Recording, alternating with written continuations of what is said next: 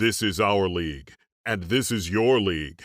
From the 55-yard line on CFL America Radio and the Sports History Network. Stand by, 15 seconds to air. Stand by all cameras and videotape. Ready with your opening graphics. Stand by, Howard. Here we come, Frank. Ready, Don. Stand by audio, your opening music, and roll tape. Take tape.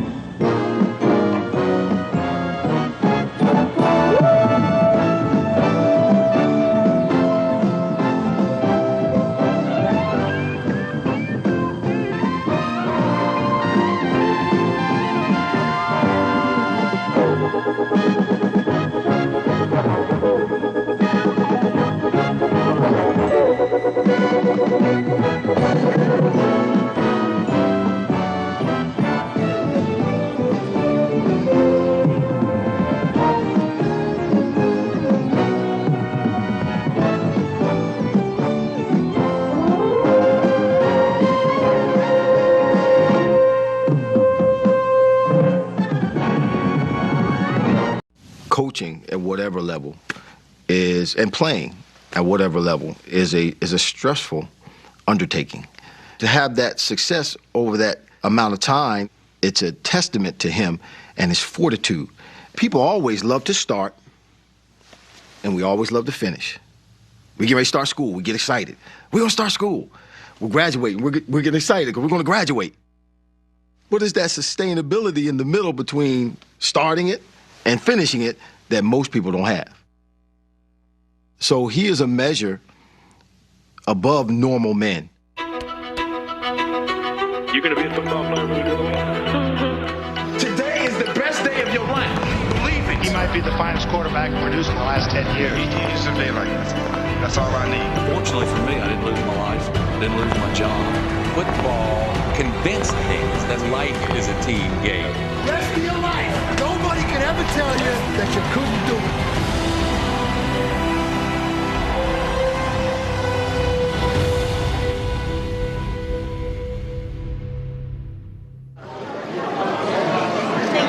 Good to see everybody again, huh? Yeah, it's great. How you doing? I feel good. You look good. Later on, we're going to do gassers and a 12-minute run. You know what? You'll be in your scooter. Yeah. This is Mr. Perfect, the man who presides over the only unbeaten team in NFL history. A coach who once drove his players to tears, now so obviously delights in their company. One time, Newman did something. He says, Coach said, Newman, you must be twins, because no one person can be that dumb. How about the bed check I used to have on the road? Oh, geez. We're staying in a hotel on the road that had an elevator and an elevator operator. So I told the elevator operator that anybody that gets on this elevator after 10 o'clock, which is curfew, get their autograph on this ball. So the next day I go into the meeting and I'm flipping this ball around.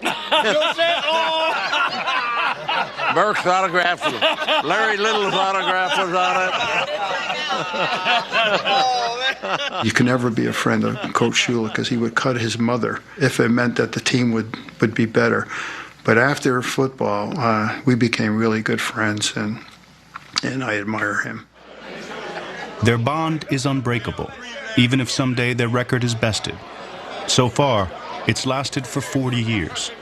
Hey, thanks for the night. It's been a great night, and it's been a great week, and, we're going to enjoy it, and people might think that we celebrate too much, but the hell with them.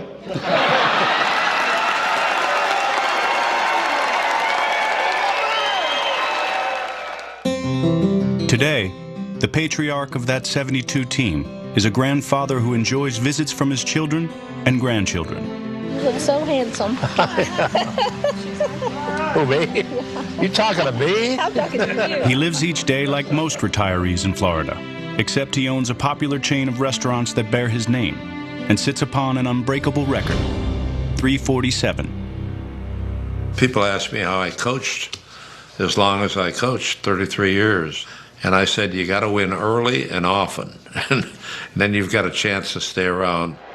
In 33 years as a head coach, Don Shula had only 2 losing seasons.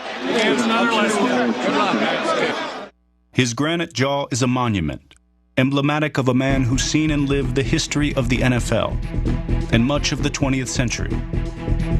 From a young disciple of Paul Brown to a pillar of the National Football League. From the Korean War to the end of the Cold War. Johnny Unitas drops a perfect bomb to Lenny Moore. From Unitas to Marino. Perfectly thrown pass by Dan Marino. Presley to Pearl Jam. I didn't even ask how much it was. I just signed it.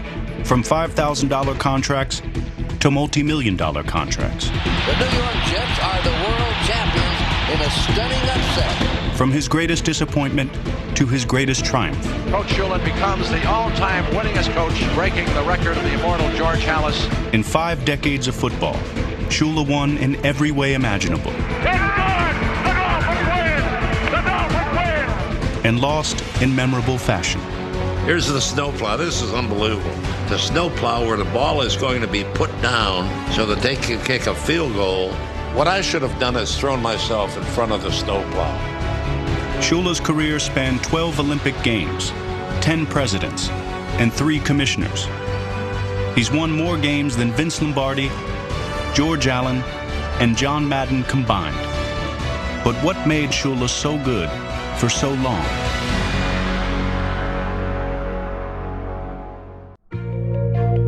Excellence is not an act, but a habit. Aristotle said that, and Don Shula lived it. Over time, even his huddles sounded the same. We're kicking off. We got to have the good hang time on the kick. Let's make sure we're not offside. Don't give up the one-on-one. We got to do the good job on the kickoff, the hang time. Don't give up the one-on-one. We got to cover the kickoff, good hang time. Don't give up the one-on-one. Let's go.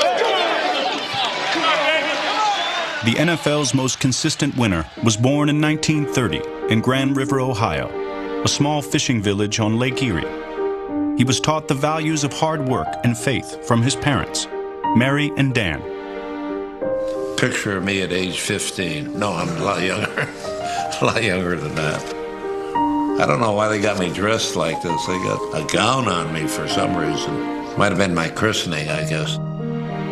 At Harvey High School in nearby Painesville, Don earned 11 varsity letters and was voted Best Body. But one day, that body took a beating at football practice, and he had to explain it to his mother. And I got home, and she said, "What's that?" I said, "Well, I was making a tackle, and I cut my nose." She said, "That's it. No more football for you." So the next year, she wouldn't sign the card for me to go out and play. So I secretly forged my parents' name on the card, handed it in, and that's how I got to play my sophomore year. After graduation, Shula received a scholarship from John Carroll, a small Jesuit university outside of Cleveland. He went on a religious retreat there one summer, and once again, his football career almost came to an end. I thought at that time that the priesthood is something that I would consider. And then I got thinking about not being able to play football, baseball, basketball, and run track. So that took away my desires to become a priest. In 1950, John Carroll faced powerhouse Syracuse, and Shula's life was changed forever. I had a big day rushing. I think I had over 100 yards rushing, and we won the game. And Paul Brown and his whole staff were there scouting Syracuse for pro prospects. So when I had the big day, I got drafted by the Browns. The stage was set for a brilliant interception and return by Don Shula. Shula was a defensive back for 7 years in the NFL. He played and learned under Paul Brown in Cleveland, and then became an on-field coach for Weeb Ewbank in Baltimore. In 1963, despite being just 33 and younger than some of the Colts players, he convinced Carroll Rosenblum he was ready to be a head coach. All right. Nice, Sam. You had that face right in his mustache. Good job. All right, that's it. Low and hard. All right, turn it on now, Jerry. When you get through, turn it on. I think the toughest thing that I had to deal with was standing in front of the group and telling them what my plan was, and then to know that some of the players that were out there were much better players than I ever thought about being. So I had to, win them over. We started out, we had some great licks hit. This is what we want to see. Great by the defense, great by the offense. Shula's resolve was tested early in Baltimore. In the 1964 championship game against his beloved Browns, the Colts were shut out. That was a crushing defeat, and my father did not like to lose. Nobody likes to lose, but he liked it least. Inside of you? Outside. Outside of him. Wide. Don't get taken down. Wide, Shula. Huh? All right, that's wide. Get wide. Don't get taken down. Shula was both demanding and deft on the fly. In a 1965 playoff game in Green Bay, with both his quarterbacks injured, Shula gave running back Tom Matty a wristband of plays and a pat on the back. The Colts built a late 10-7 lead, but lost in overtime thanks to a disputed game-tying field goal. Chandler kicks it, looks at it, kicks the ground, and walks off the field. And Jim Tunney goes like this and says it's good. We almost died. I mean, we could not believe that he did that. 4 years later, Shula's Colts had the best record in football. They entered Super Bowl III as 18-point favorites. Shula said, if we lose this game, every great thing we've done is out the window. The whole season is ruined if we get beat by the AFL underdog.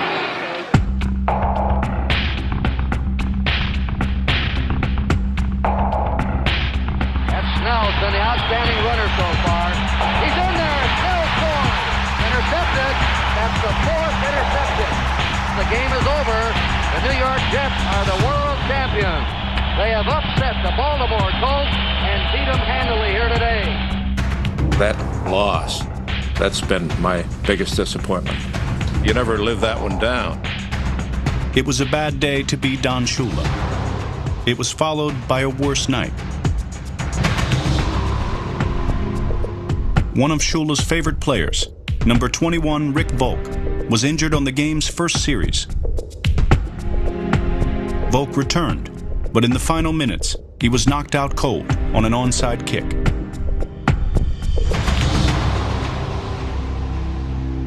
So after the game, we're on the bus.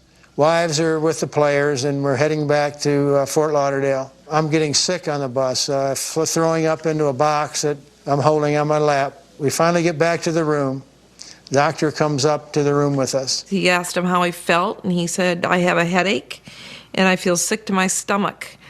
And I remember Dr. Freeman saying, well, we all feel sick to our stomach after that game. And then he started with a seizure. I knew exactly what it was, and I sort of just left you be and ran out into the hallway and screamed for help. The doctor comes back in.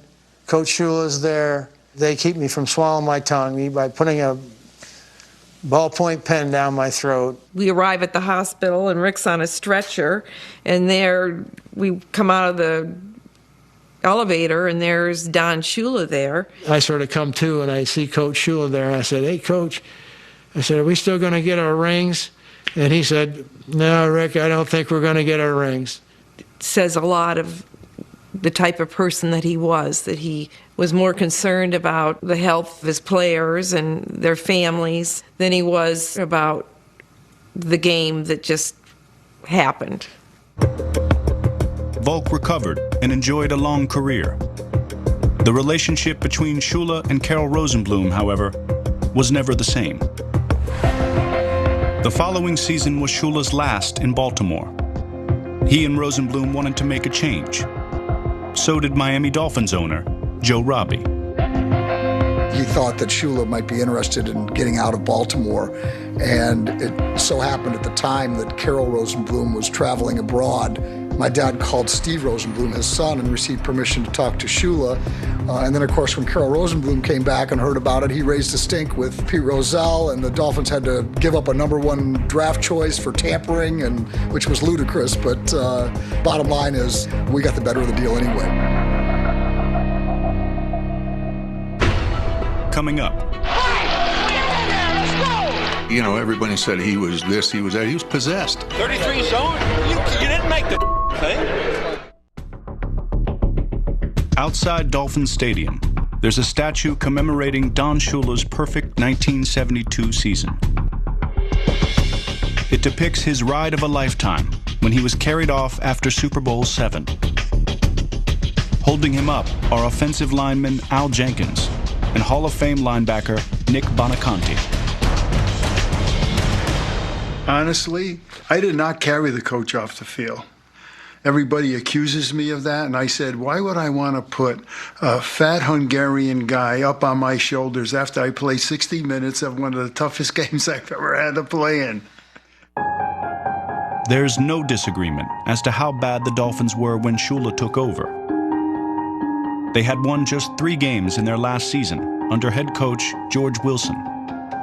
It was a party team, and he referred to it when he got here. He says, I know you guys are used to having parties even when you lose, and we got to change this image. You guys don't know how to win, and I'm determined that we are going to teach you how to win. Hold up. What's wrong with our snap count? Back in a huddle. Let's go. He was the original Don, not just a Don, the Don. He was the head of organized violence, is what he was. Before, when it was too hot, the Dolphins went swimming. With Shula, there was no water on the field for 7 years. They practiced 4 times a day, illegal in the NFL now, and lateness wasn't tolerated. A guy was late coming to practice, so the guy climbs over the fence. And he gets in, and she goes over to Shula, and Shula cuts him right there.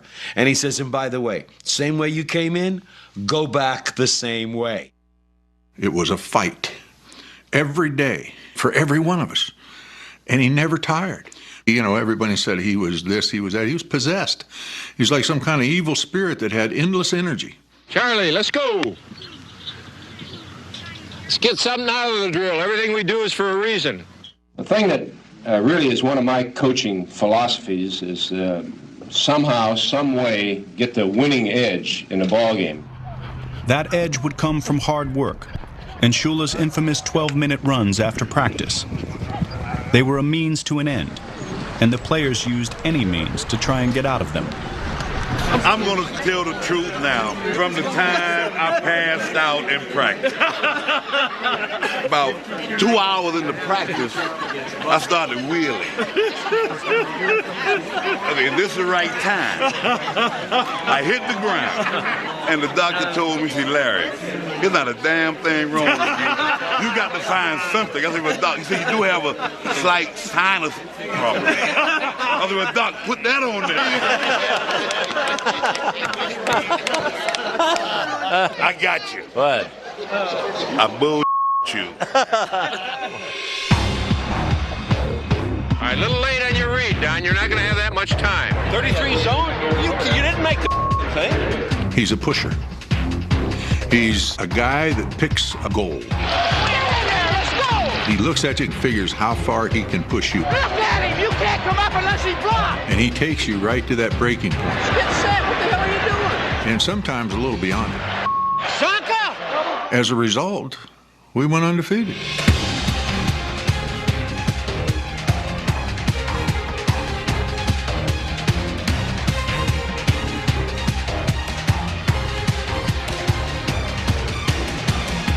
Shaken up on the play is Greasy. He may have to go out of the ball game.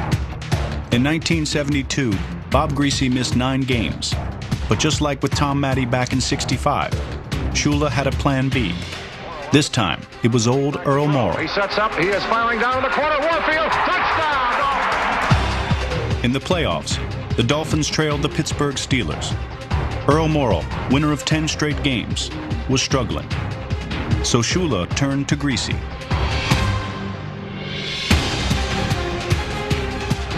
Back to throw. He sets up. He fires the middle. Warfield's got it. 35, 40, 45, 50. Down to the 40, 35 to the 30. He's dragged down from behind at the Steelers' 25-yard line. Shula's move paid off. Miami came from behind to win, maintained perfection, and rolled into Super Bowl VII.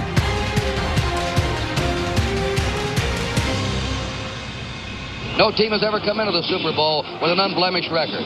No team has ever won 17 games in a row in a professional football season. Miami's shooting for that record today.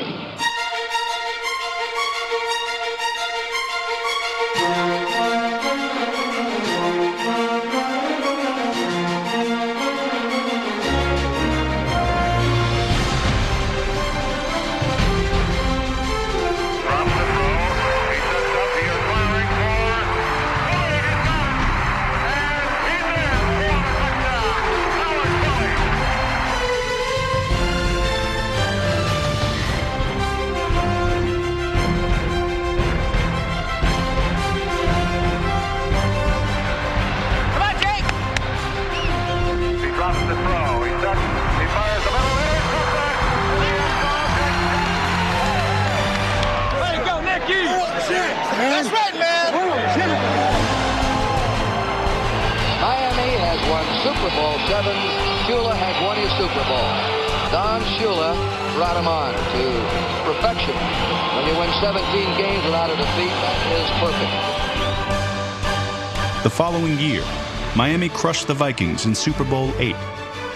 The Dolphins were 32-2 in those two super seasons.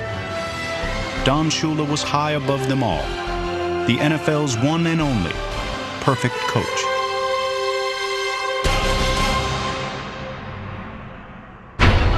Coming up. What's the call, Dave? The first family of football. Can't wait till we get through this game so I can be a Dolphin fan again. This is the Vince Lombardi Trophy for the winner of the Super Bowl. Don Shula's drive led to back-to-back championships in the 70s, but his singular devotion to football left him oblivious to everything else. I still remember the day Don Johnson for Miami Vice was at the Orange Bowl. I guess it was during the 80s when that was a very popular show, Miami Vice. Yeah, no, I was there, and Don Johnson came along. It was maybe a Monday night game. So Ed brings him over, and he said, Coach, he said, I got Don Johnson here from Miami Vice, and he wanted to meet you, so I think he's really with, Miami Vice. I said, I want to thank you for what you guys do, and people really don't appreciate how tough a job you got. He's looking at me, I really didn't know who Don Johnson was. Basically, his life was football, family, and faith. And in terms of time consumption, it was primarily football. The other two, he did believe in very strongly, but he was lopsided. He was a lopsided football creature. No one understood this better than Shula's first wife, Dorothy. On our honeymoon, we're out walking on the beach, and I wanted to check her athletic ability because I had found out she was pregnant. So I just said, let me see you backpedal. I want to see your coordination. So she's on the beach backpedaling, and I was giving her movement to see if she had athletic ability that our kids would inherit. We were extremely lucky to have our mom in our lives and raise us the way that she did because my dad was away for half the year. I've gotten so used to it, I don't know another way of life. It's just been exciting and sometimes, though, lonely. I remember going out watching David practice football thinking, Don would be the one who'd be there waiting for him to finish. Shula's sons learned that the best way to penetrate Dad's world was to become part of it, and David took the first step. He wanted so desperately to be with his dad that he would ride a bicycle or hitchhike or walk or whatever he had to do. And he'd show up at practice. And Shue said, well, if you're going to be here, you're going to do something. And he gave him a chart to chart the plays. What's the call, Dave? I was fortunate and blessed to be able to, grow up around legends of the game. I'll stand around. Don't do a damn thing. Kept stats and worked during the summer and then during games. And I thought that was just the greatest. You got it to Miami, you think's got to win. It got to. Why? All this way for nothing, No sense in losing now. Father and son. He enjoyed being the ball boy and working himself up, and then went to Dartmouth and played at Dartmouth. It's Stevens to Shula, nifty guy. And then played 1 year in the NFL as a punt returner. As Shula hoped, both sons inherited the football gene, each playing a season in the NFL. But their future, like their father's, was in coaching. My son Mike, left-handed, went to Alabama, played there, and then he was a coach at Alabama, and now he's with the Carolina Panthers with Cam Newton. You got to control what you can control. That goes back to the number one rule, you know what I mean? Just gather yourself right here and get ready to go. I had 3 sisters. I'm sure they missed out on a lot that my brother and I were able to take advantage of because we could go to work with them. When one of the Dolphins' coaches left mid-season to take another job, Coach Shula turned to David, his 23-year-old son.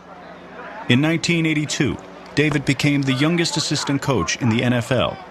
Complaints of nepotism soon followed. It had to be tough on Dave. If people think you're only there because of your last name, David had to prove himself. How's that? Gives me a chance to show my catching ability. I think he handled it really well. You know, he had Duper and Clayton, myself. He was just maybe a couple years older than us, and stepped right in there, the coach. Together, father and son conquered opponents and body odor. Hey, Old Spice Dick, when did you switch deodorant, son? When I found out Old Spice is 24 hours strong, Dad. 24 hours? Who needs a deodorant to last 24 hours? We do, Coach. It's going to be a long day. Whether they win or lose, the Dolphins have become a close-knit football team, bearing the Shula signature now more than ever before. One of the happiest periods in Shula's life was followed by the darkest.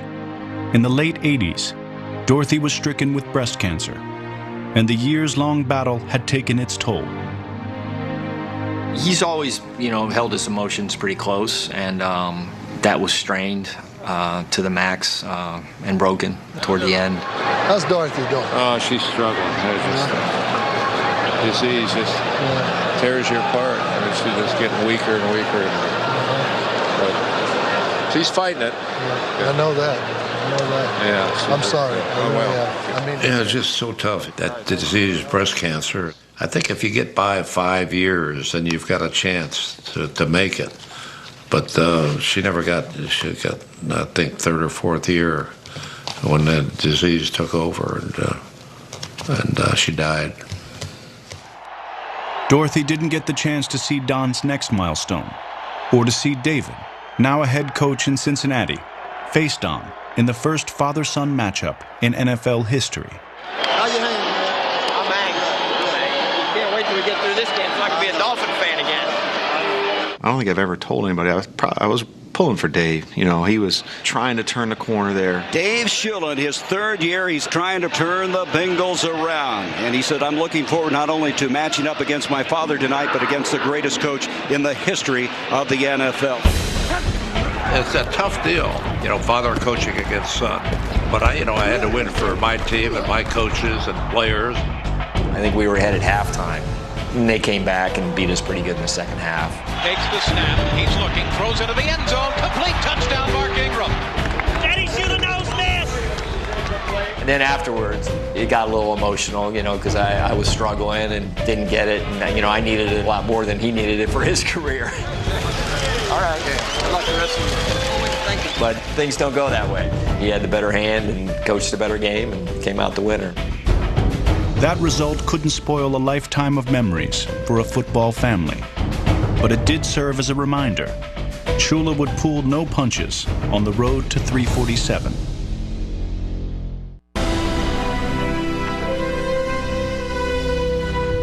Every year, the National Football League comes up with some rules changes. This year, the most important changes concern pass coverage and the interaction between receivers and defenders. The game has changed dramatically since Don Shula first roamed the sidelines.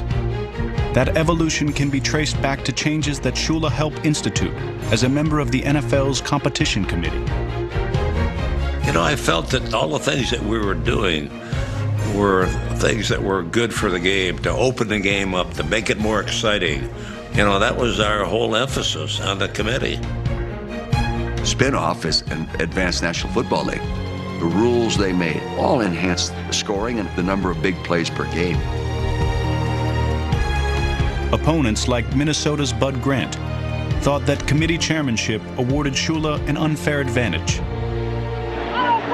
You see that? You gotta call it! I'm not going to say that they were intimidated by him, but let's just say at times I think he got some calls going his way. Hey!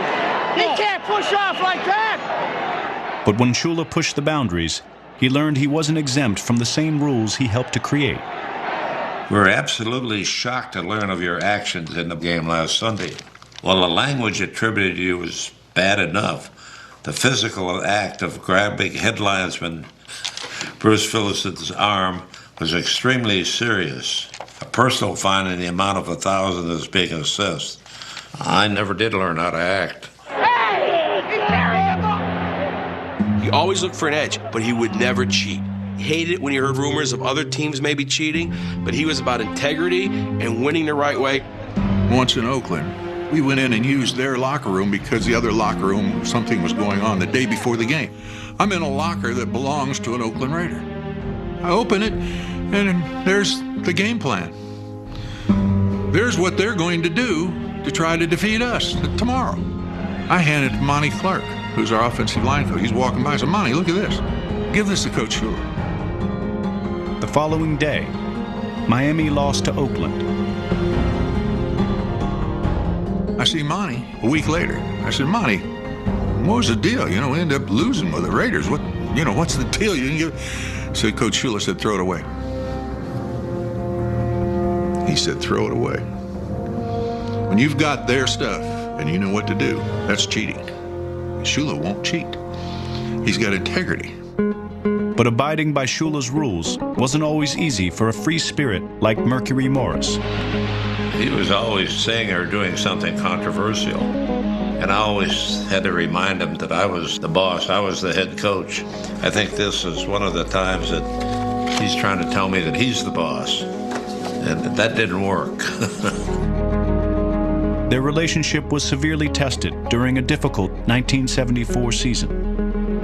Don, Mercury Morris is Anthony. You had him out with a bad ankle and put him back in again. I didn't put him back into the ball game until I was assured by the trainer and the doctor that there wasn't anything seriously wrong with the ankle. Don and I had been at odds because I was hurt, and when you're hurt, your frustration level and your wick is very short. So we clashed at that particular time. Tell them about the time you were suspended and I passed you going in the door and you were walking out. Are you suspended? What are you talking about? Well, I walked out and then you sent me a telegram the next day saying, you're fired. You're out of the NFL. He and I were like arch enemies, butting heads all the time. Get in here. And over the last 20, 25 years, he's been like a father to me. Shula was far more flexible when it came to strategy. In the early 70s, it was blood and thunder with Zonka and Jim Kick. It's Zonka straight up the middle, and he's got the touchdown. But after those two left for the WFL, Shula won games on the arm of Bob Greasy. He was voted Coach of the Decade. In the early 80s, Shula returned to a run-first offense while rotating quarterbacks. The Dolphins went to the Super Bowl. The Dolphins select quarterback Dan Marino of Pittsburgh. Then, after Dan Marino fell in his lap, Shula changed again. He engineered a record-breaking passing attack in 1984 on the way to another Super Bowl, Shula's sixth. People who are old, people who are formed, people who are successful, they usually aren't willing to change like that. You didn't have time on Freddie there? That's just a sign of a great football coach that just knows to adjust to the people he has. This adaptability is what attracted Irving Fryer to the Dolphins.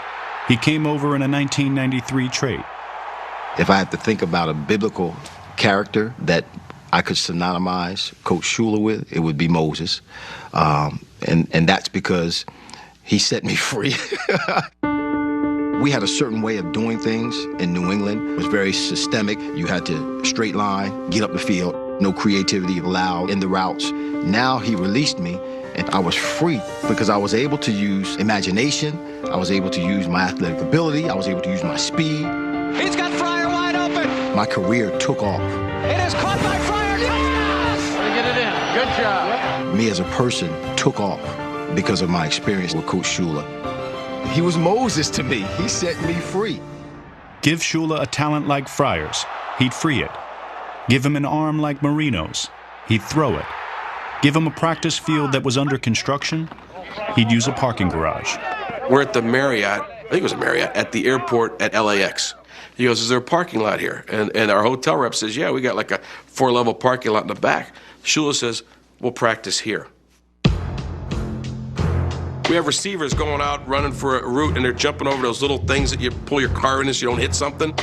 Coaches would be talking, and you'd hear, the plane coming in from LAX.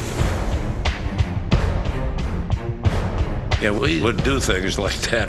I'd rather have the players doing a walkthrough than sitting in a meeting half falling asleep.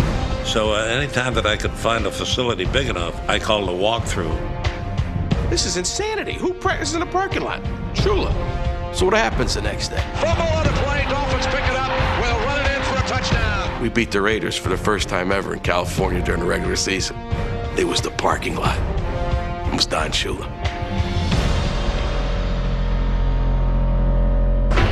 Coming up. If you had something on your resume that had never been done in sports, damn straight you would pop champagne every year to celebrate.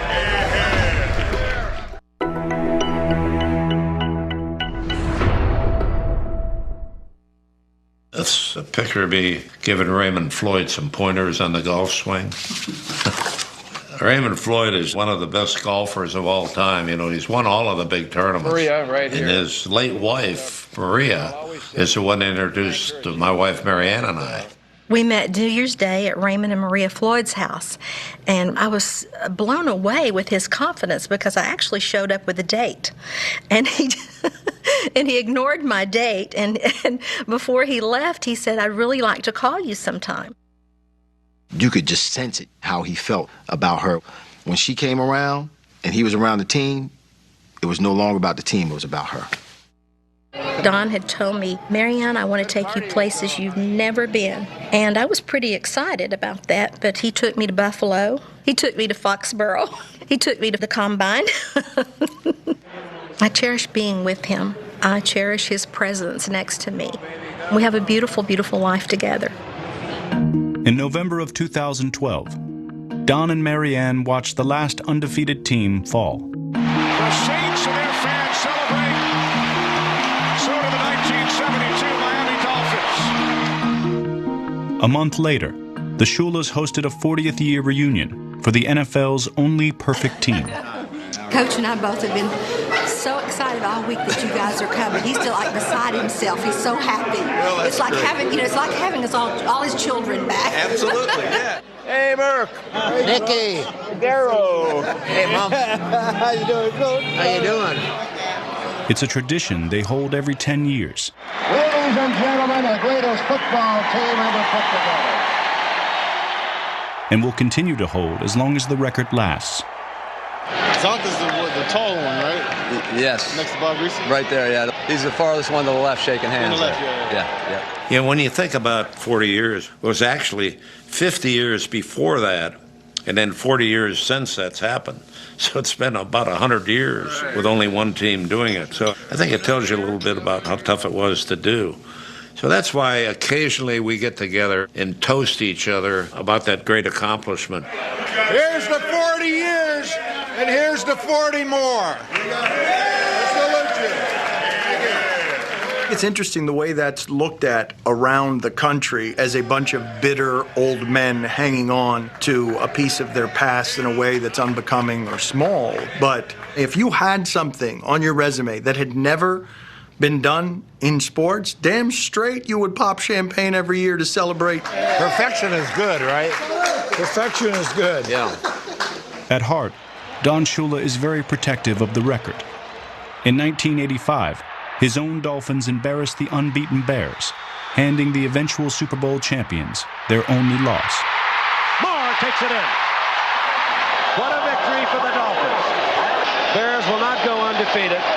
That's what this whole thing, that's why we're sitting here talking about this 40 years after the fact. Nobody else can friggin' do it. On November 14th, 1993, Don Shula set out to do what many thought could not be done: surpass George Halas's all-time record for wins. I picked up the paper that morning and I saw where Coach Shula was going for the record. And I called a friend of mine. I said, I don't know if you're interested, but I'm getting on a train and I'm going to Philly. I want to see this. I want to be there when he breaks the record. I just have so much respect for him. We need a drive. We got to put it together. We got to start running with the ball, pass protecting, making plays. The record would not come easy. Dan Marino was already lost for the season. Backup Scott Mitchell built a slim lead. Then he went down. But as he always had, Shula stayed the course. Wouldn't it be a delicious touch of irony if Doug Peterson is able to pull out the record win for Don Shula, who over the years has had such great performances from backup quarterbacks? Earl Morrill, even Tom Maddie at one time filled in at quarterback. Now Doug Peterson at the helm as he tries to break the record. What a special man and what a special moment. the man of the moment, the man of all time in the NFL. This is number 325, and it couldn't happen to a nicer guy. Coach Shula being mocked as he becomes the all-time winningest coach in the history of the National Football League. The game ends, and I go right out there. I put my arms around the guy and give him a big hug and say, Coach, you're the greatest. You're the greatest coach. You're the greatest human being. And if it wasn't for you, I wouldn't be nearly as successful. I've only had 2 rides in my life as a coach. One was after the Super Bowl, 17-0, and the other one was being carried off the field in Philadelphia after breaking Coach Hallis's record. So those are the 2 rides that I'm always going to remember. I remember how excited I was, and I ran into the locker room without thinking, and some of the players weren't prepared for that. Hey, honey.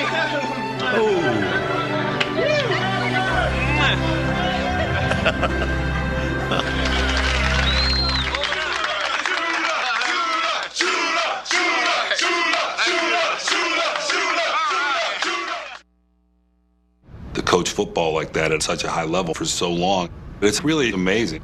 I don't think burnout ever even entered his mind. Don Shula attacked every season like the last, but there were no more trips to the Super Bowl, and he came under fire for his inability to fix the team's chronic weaknesses. We never had a running game. We got to have it on 14 and 15 now. We need running. The defense was suspect. I mean, we really had to win games 45-41.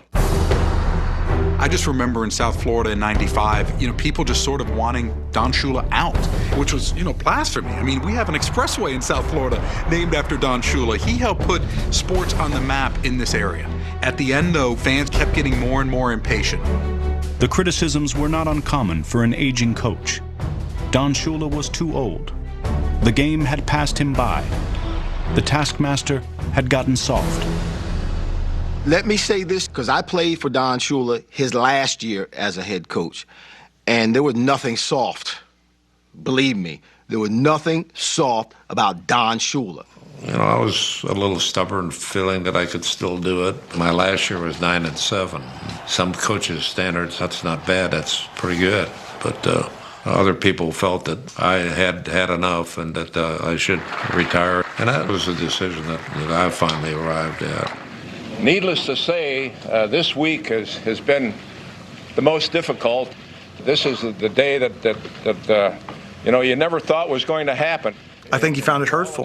I think that he looked around and felt that there wasn't enough appreciation for how hard it was to win in that league and how good he was at his job. And in retrospect, he's right. The Dolphins have never been as good as they were under Don Shula.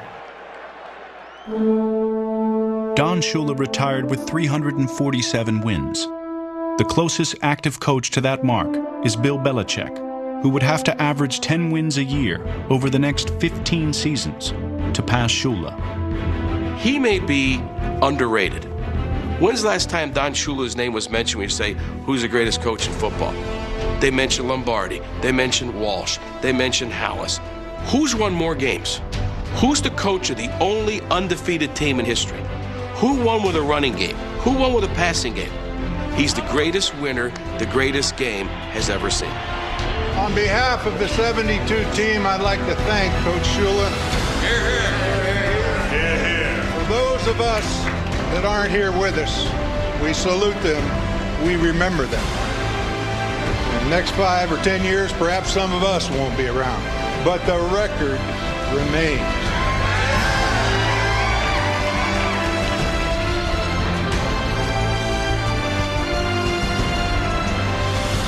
Don Shula was a regular guy.